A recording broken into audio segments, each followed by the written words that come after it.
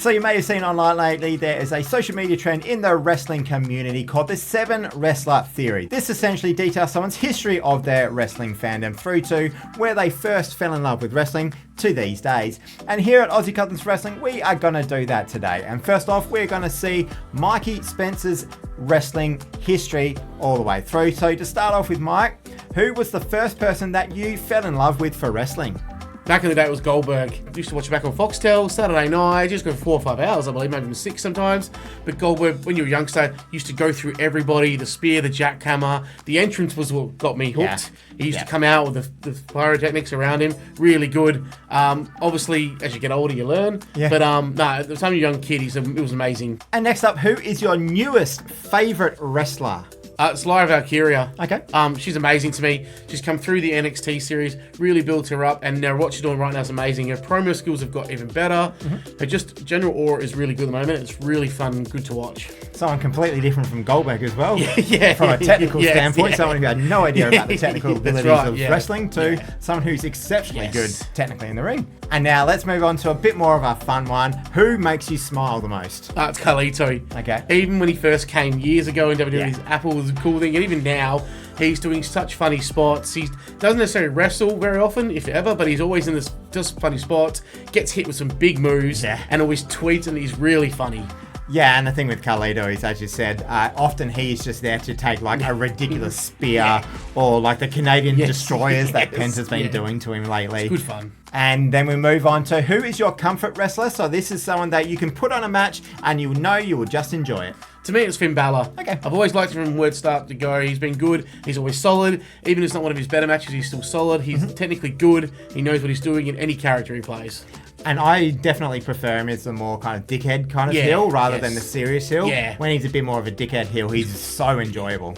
And next up, who is a wrestler that you miss to this day? It's no surprise. I'm Baron Corbin. Okay. I really think he was underutilized in WWE, and they really give him some really stupid storylines. 100%. But he's an amazing wrestler for his size, his speed. He can promos really good, and I just wish they'd used him better.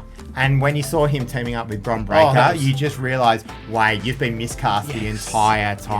He needed to be this big, goofy jock, the same way that Bron Breakker was in NXT. That was one of my favourite pairings out of nowhere, that one. Okay, and the 6th question on the list is, which wrestler would you protect with your life? Now, we're not going to say actually protect with your life. Who, if you're in an online debate, would you protect to the end? Dominic Mysterio. Okay. I love him to death. He's been a fan of him since he started, coming through with his dad. The heel turn was great. He's brilliant. Everything he does riles up people, riles up fans, and to the point of WrestleMania where people actually just started cheering for him was the best thing ever. He got his moment and he took it well.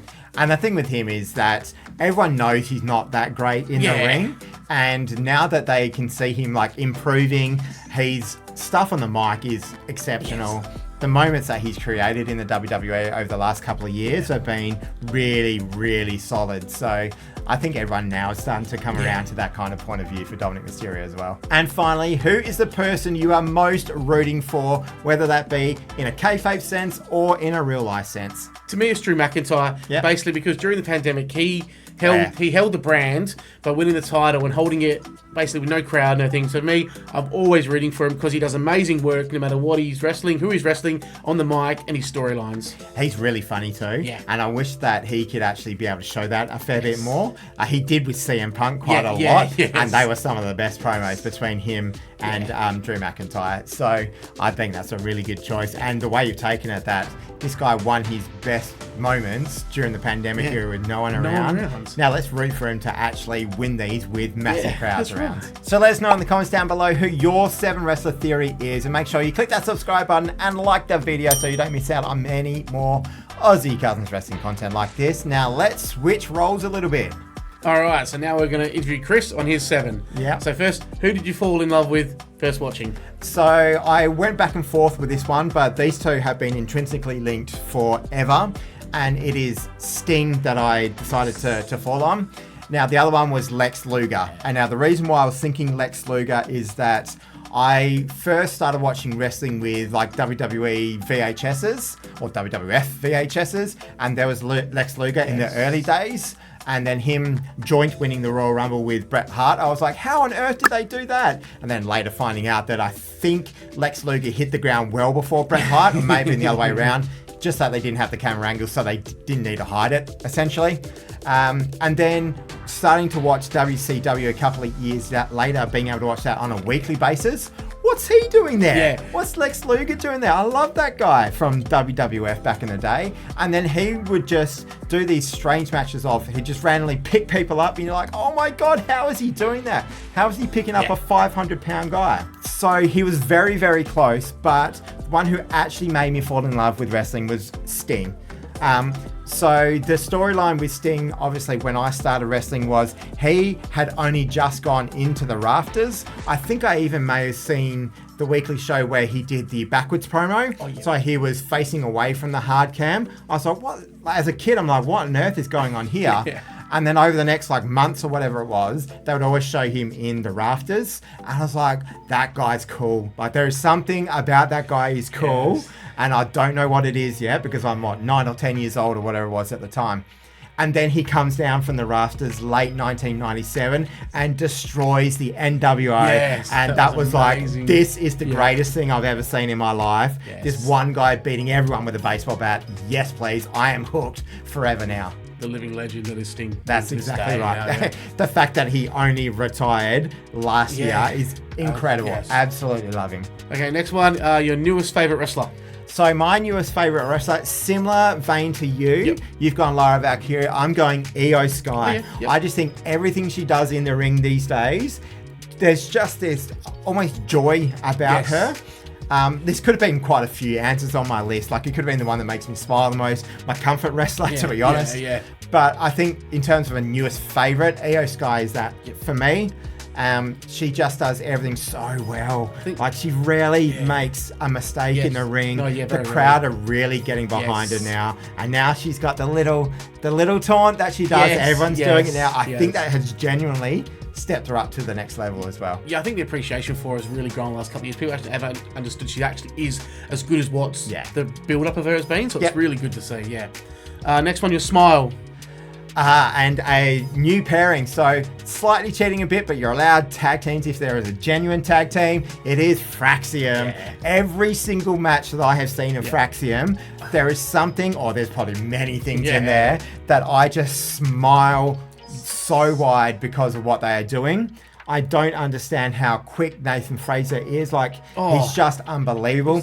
Axiom, he's got these weird, little quirks that he does with the moves. Like, he'll do a somersault, but, he gets up onto the top turnbuckle in a completely different way to everyone else. It's just these tiny little things that Axiom does that I just absolutely love. Every match I've seen of them, I've smiled in some way. Like, they were doing this against developmental guys and giving developmental guys their best ever match. And people going, oh, these guys have got something about them. Do they really? Or are Fraxium just that damn good that they are making these guys look like they're world beaters? I absolutely love them. Their quirky promos make me laugh as well. They're just like these awkward mates that don't know how to interact together. It's quite funny. It works really well, All right, next one, your comfort wrestler. Okay, someone who I can put on a match and always guarantee that I'm going to enjoy it. I mean, that could be Fraxium, as we discussed before. But someone from a long period of time, it's Kevin Owens. And certain someone he is intrinsically linked with is going to come up later in this list, a little spoiler. But Kevin Owens, just about every match he has, there is something about the match where I can just go, I'm going to enjoy it. I'm not going to be pissed off by this match. I mean, sometimes there are finishes, but that's not his fault. No, that's he's not the one who's booking the finish. He's doing things within the match that I'm like, you're 280 pounds or whatever you are, and you're moving around like someone much smaller. I just love him. And then he gets on the mic. He's the one that's, he's allowed to break down the tropes of wrestling.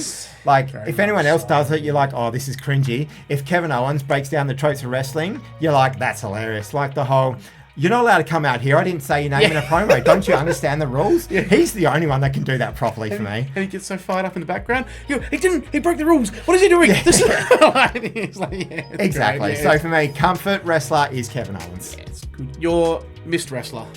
The person I missed the most, Kurt Angle. I mean, I know there was a period of time where he wasn't the greatest person in the world, and he fully admits to this kind of thing. So let's just get rid of that to the side, because you can say that about 95% of probably all wrestlers, unfortunately. But Kurt Angle is, when you look at someone here, you go, All right, let's do a rating of how good they are at these types of things. It is 10 out of 10 for this, 10 out of 10 for this, 10 out of 10 for this, 10 out of 10 for this. Like, his promo work, like, he could be the most fired up, ridiculous arsehole you've ever seen in your life to doing the stupidest comedy that just makes you laugh whenever. And, like, some of the edgy comedy that he used to do, like the whole stuff about, like, you're just a little boy and I love playing with little boys. Oh, God. No, if someone else did that, similar to Kevin Owens, it wouldn't work. If someone else did that, you'd be like, get this person off my TV. Kurt Angle does that and you're like... Everyone laughs, the crowd laughs. You're just fantastic. It's great. But then in the ring, like, I really enjoyed TNA during the mid to late 2000s, and Kurt Angle was a big part of that because... As much as he had some incredible matches in WWE, probably some of his best matches were in TNA. I agree, yeah. And he was just out of this world. And I know he was very much enhanced in doing so. Yes. By some of the things that he was doing at the time. But still, like, you don't care about that when you're watching at that point in time. Kurt Angle was out of this world good at that point. Wrestler you protect online? It's going to be an Aussie, and it's going to be Rhea Ripley. I see so much shit about her online of Rhea Hogan and all this kind of stuff. She's like won 2 matches this year. I really don't get that, 2 singles matches, I think, this year. So there's obviously others like tags and triple threats, and there's been DQs and stuff. But Rhea Ripley is just so good. She's just the most wonderful person outside of the ring as well. And then she is not the person who's booking. No. She has no creative control over what she does. Right. And she doesn't win all the time. No. And in fact, over the past 2 years, probably since WrestleMania 40, and then unfortunately she got genuinely injured by Liv Morgan in that backstage attack, she's barely won at all, really. Yes. She had a great win at the Netflix debut episode, which I think needed to happen because that was all about these big moments.